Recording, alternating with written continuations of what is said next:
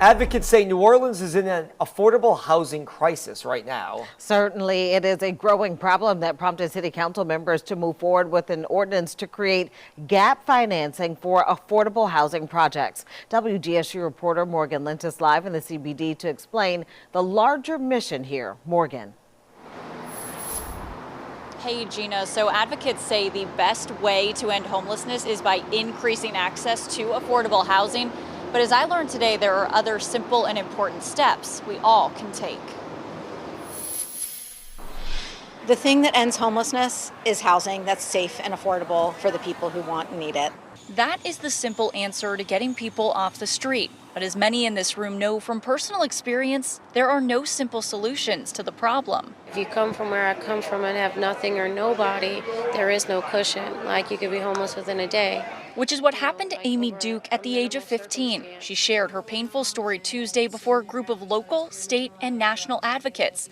Wiping away tears, she promised you can move beyond your past. I work, I have my own home, pay my own bills, I live with my daughter, and more importantly, of all of that, her and I have a relationship because I learned how to be a mother. My job is to remind everybody in the community that we are dealing with people. Don't treat us like trash. Nathaniel Fields leads the city's homelessness strategy. He uses the word we because he too has lived experience. Coming up soon, May 30th to be exact, will be 29 years for myself from coming off the streets.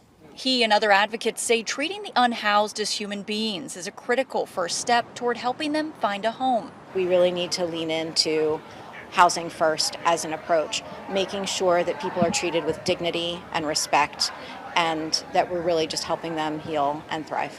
It's a step the New Orleans City Council seems committed to. On Thursday, they'll vote on an ordinance that would create gap financing for affordable housing projects. Joe Geruso authored the measure, which he says can make a meaningful impact soon. If we could get 1,500 more units online in the next 6 months to a year, that would be tremendous progress working together. And Geruso says in total, the city council would like to put about $32 million into that gap financing fund. I'm told $8 million of that would come from the American Rescue Plan. Reporting live in New Orleans, I'm Morgan Lentis, WDSU News.